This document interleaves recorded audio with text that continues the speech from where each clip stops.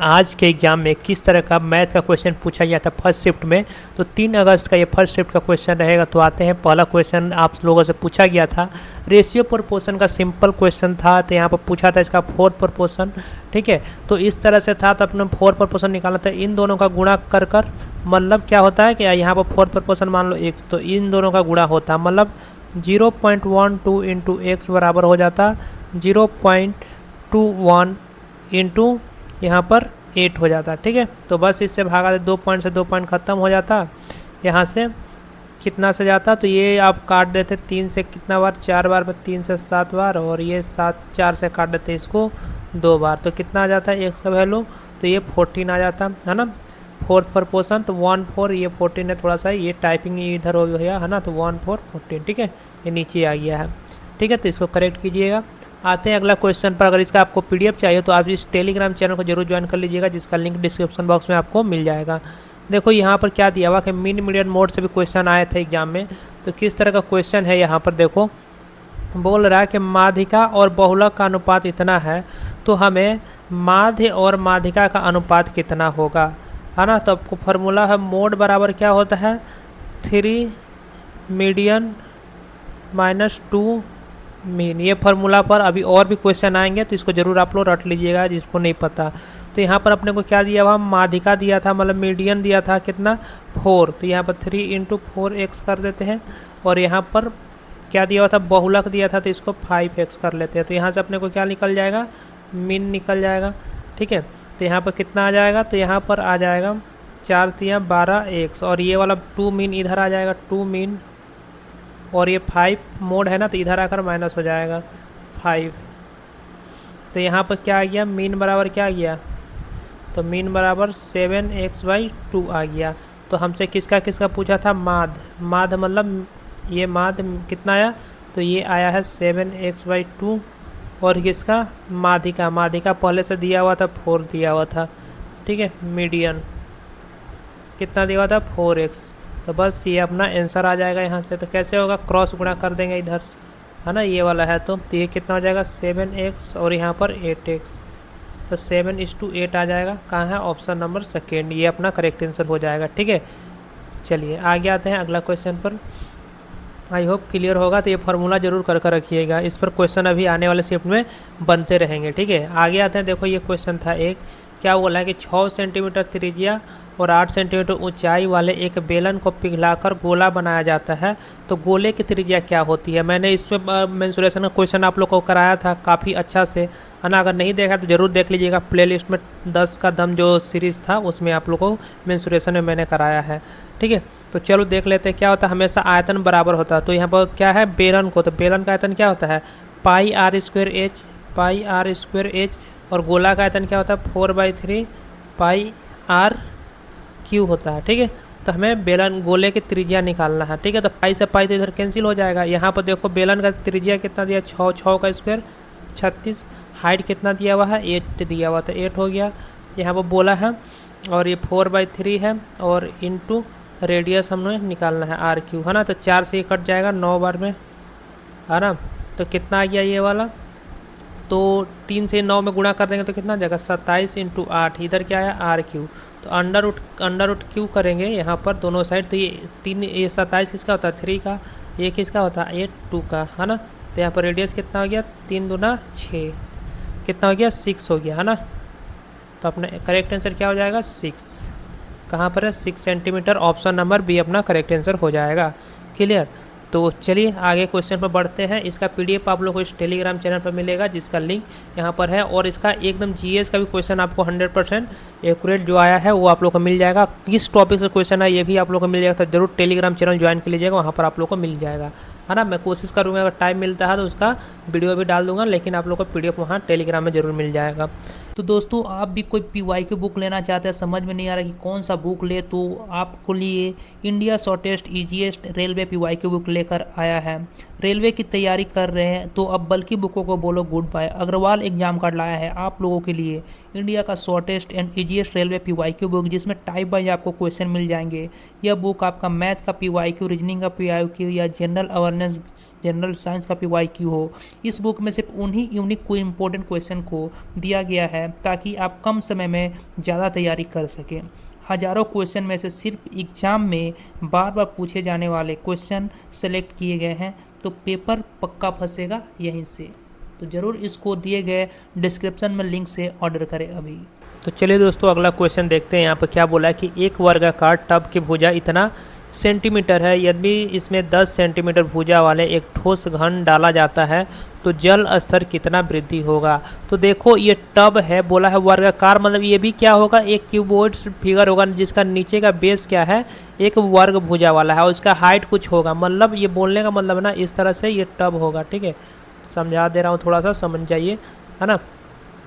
तो इसका तो हाइट तो ये सेम है ना, ये वाला मतलब बेस सेम है, ये वाला क्या बोला कि भुजा ये 30 दिया हुआ है ना, लेकिन ये हाइट कुछ अलग होगा ना, क्योंकि कितना मीटर उठ रहा है वो हमसे पूछा हुआ है। ठीक है, तो यहाँ पर क्या करेंगे, इसका क्या होता है साइड का क्यू ही होता है, मतलब तो यहाँ पर नीचे वाला तो क्या होगा 30 × 30, लेकिन हाइट इसका कुछ अलग है तो इसलिए एच मान लेंगे, है ना। कन्फ्यूजन वाला क्वेश्चन है तो ध्यान रखिएगा, जब भी इस तरह क्वेश्चन है तो 30 × 30 × एच, और ये बोला है कि कितना वाला डाल रहे हम लोग एक ठोस घन, तो 10, तो इसका क्यू कितना हो जाएगा साइड 10 × 10 × 3 1000, तो बस हाइट निकल जाएगा यहाँ 1000 डिवाइड बाई 30 का स्क्वायर 900, है ना। 0 से 0 कट गया तो कितना गया 10/9 आ जाएगा। अच्छा से समझ के करिएगा इसको, ठीक है, बढ़िया सवाल है ये वाला। चलो आ जाते हैं। अब ये जैसे Q है ना, तो ये इसमें कन्फ्यूज मत होना, है ना, इसमें कन्फ्यूज नहीं होना। इसका हाइट कुछ अलग वाला कितना मीटर तक जल उठेगा, तो एच को मान लेंगे कुछ अलग, है ना, कितना तक उठता है। देखो अगला क्वेश्चन है, यदि किसी वस्तु का विक्रय मूल्य में 120 रुपये की वृद्धि हो जाती है तो लाभ 20% बदलकर कितना हो रहा 40% हो जा रहा है। कितना का वृद्धि के कारण 120 रुपया, तो पहले लाभ कितना हो जाता है 20% से बदलकर कितना हो रहा है 40, तो कितना बढ़ गया लाभ 20%। तो 20% बराबर किस लिए बढ़ा, क्योंकि 120 रुपया वृद्धि हो गया, तो 120 रुपया 120% के बराबर होगा। तो इसका क्रय मूल्य पूछा, तो क्रय मूल्य कितना होता है 100%, है ना। तो निकाल दो, इसका कितना गुना है 5 से गुणा करेंगे तो 100 आ जाएगा, तो इसका भी 5 से गुणा कर दो तो ये कितना आ जाएगा 600। तो 600 मेरा आंसर हो जाएगा। ऑप्शन नंबर सी यहाँ पर करेक्ट आंसर है। प्रॉफिट लॉस से इस तरह का क्वेश्चन आया था, ठीक है, तो देख कर जाइएगा जरूर।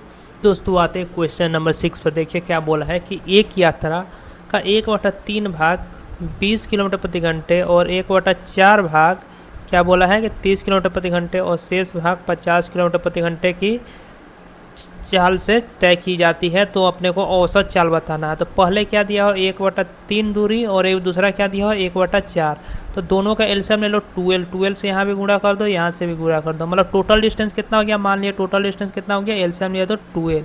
अब 12 का 1/3 करेंगे तो कितना आएगा, यहाँ से 4 आएगा, तो ये जो 4 आएगा ये कितना का स्पीड से जा रहा है 20 के, तो 20 से डिवाइड दे दिया तो टाइम आ जाएगा। अगला क्या बोल रहा है कि इसका निकालेंगे तो कितना आ जाएगा 4 से 3, तो अगला 1/4 कितना आ जाएगा 12 का, तो ये 3 आ जाएगा। इसको कितना के स्पीड से जा रहा है 30 के स्पीड से।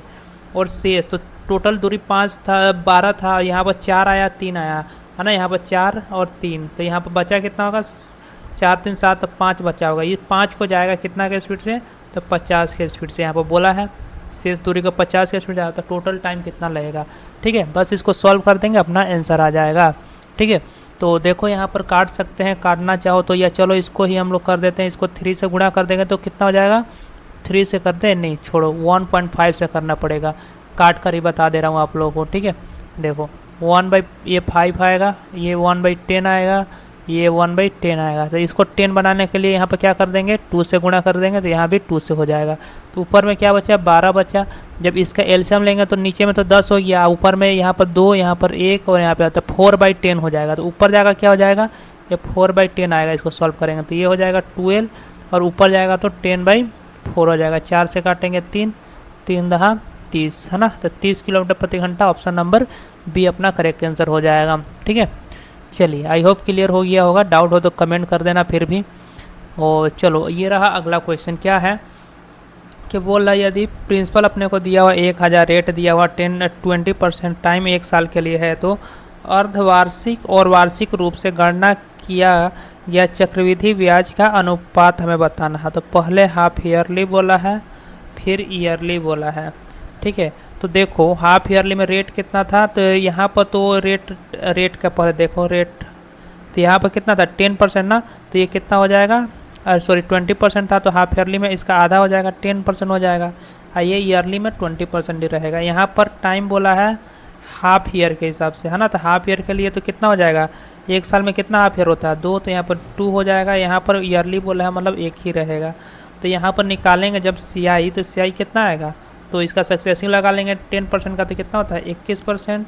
और यहाँ पर कितना आ जाएगा, 20 एकम में 20 हो जाएगा, क्योंकि एक साल का है सिंपल, है ना। तो ये क्या हो जाएगा 20%। तो वही रेशियो आ गया कंपाउंड इंटरेस्ट का 21-20 का है। ऑप्शन नंबर बी में ये रहा अपना करेक्ट आंसर। ठीक है, चलिए आई होप आप लोगों को क्लियर हो गया होगा। ठीक है, ये थोड़ा सा ऑप्शन इधर उधर हो गया तो उसको मैनेज करिएगा। ठीक है, ये 20 था ना, तो 21:20 यहाँ पर करेक्ट आंसर हो जाएगा। कैसा है पता है ना, यहाँ पर तो एक था तो 20 एकम 20 कर दिया। यहाँ पर कंपाउंड इंटरेस्ट है ना, तो 10% का, तो 10 + 10 इंटू 10 कर देंगे। ठीक है, तो ये कट जाएगा 2 0, तो 20 + 1 21%। ठीक है, चलिए आते हैं अगला क्वेश्चन पर। अगला क्वेश्चन अपना ये है, देखो कुछ इस तरह का आया था। अभी इस तरह का ट्रेंडिंग में चल रहा क्वेश्चन, और भी आने वाले शिफ्टों में आएगा। तो देखो सबको जब ही दिया ना, तो हमेशा बेस यहाँ पर 2 है, 4 है, 8 है, तो छोटा वाला बेस क्या है 2, सबको 2 बना दो। तो यहाँ पर 2 का पावर क्या है, Z-1।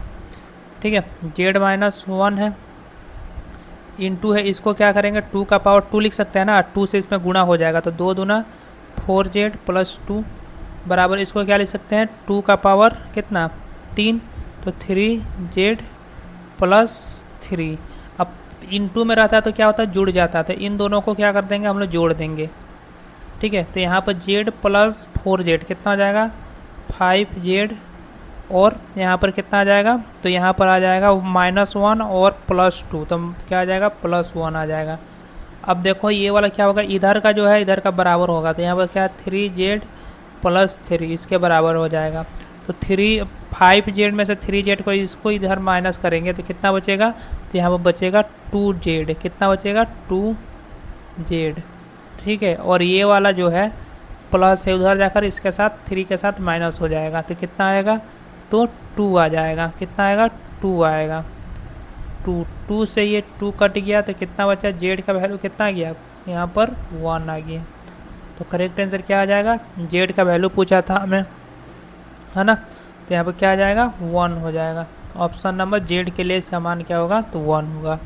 क्लियर, चलिए आई होप आप लोग को क्लियर होगा। वीडियो पसंद है जरूर वीडियो को लाइक करना, और चैनल पर नया तो जरूर सब्सक्राइब कर देना।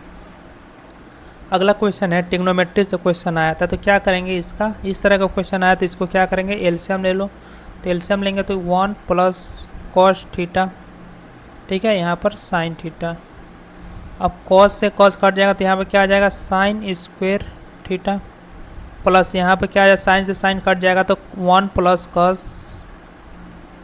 का होल स्क्वायर।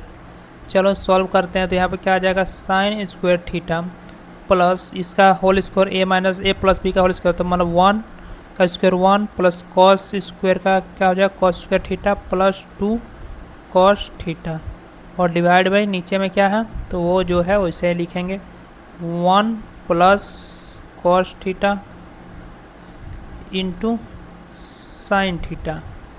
ठीक है, चलिए आगे आते हैं।